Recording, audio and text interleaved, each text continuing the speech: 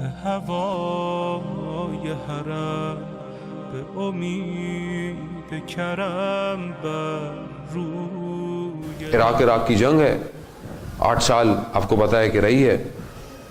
انقلاب کے بعد ظاہر ایران کے پاس کچھ نہیں تھا اتنا زیادہ، تو ایک اسکول کا ٹیچر اپنے بک میں اس واقعے کو کوٹ کرتا ہے. کہتا ہے کہ میں جب جنگ شروع ہوئی تو میں ایک اسکول میں پڑھاتا تھا، تو اسکول کے اندر بہت سارے جو بچے تھے وہ جنگ میں چلے گئے تھے کیونکہ نسلیں کم ہو گئی تھیں، تو 13 سال 12 سال 16 سال کے بچے. تو ایک بچہ اسکول میں جو تھا وہ بہت پاک صاف تھا، بہت عبادت گزار تھا. تو ایک دن وہ کہتا ہے ہم پکنک پہ گئے تو اس بچے کو باقی لڑکے گھیر کے کھڑے ہوئے تھے. تو اس سے کہہ رہے تھے کہ تم اتنے پرہیزگار جو بنتے ہو تو تم جنگ پہ کیوں نہیں چلے جاتے؟ تو استاد نے کہا کہ میں سننا کہ میں چاہتا تھا کہ یہ کیا کہے گا. تو کہتے ہیں میں نے سنا، بچے نے کہا کہ میں چاہتا ہوں کہ اسکول میرا ختم ہونے والا ہے، میں یونیورسٹی میں ایڈمیشن لوں اور ٹاپ یونیورسٹی ہو، اور پھر اس کا پہلا سیمسٹر پڑھوں اور پھر ٹاپ اسٹوڈنٹ بنوں اور پھر اس کے بعد چھوڑ کر جنگ میں جاؤں. تو کہا کہ کیوں، تم ایسا کیوں کرنا چاہتے ہو؟ کہا میں نہیں چاہتا کل کو کوئی یہ بولے کہ امام خمینی کے ساتھ پڑھے لکھے بچے نہیں تھے.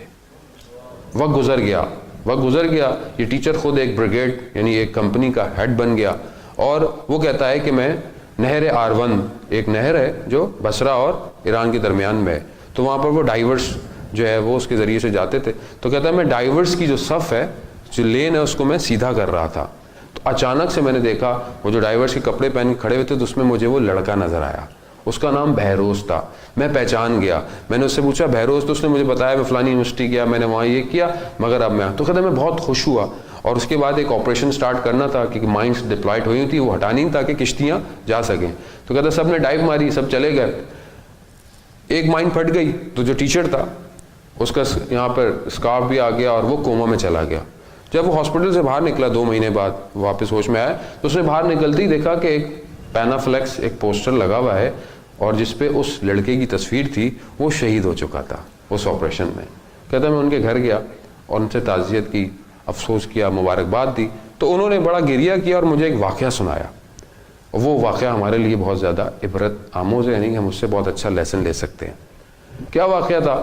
کہتے ہیں کہ جب یہ شہید ہوا تو اس کی پھپھو امریکہ سے آئی اور کہا کہ آپ کا بیٹا بہت انٹیلیجنٹ تھا، اگر امریکہ میں ہوتا تو PhD سائنٹسٹ ڈاکٹر بن جاتا، آپ نے خواہ امام خمینی کہنے پر اپنے بچے کو مار دیا.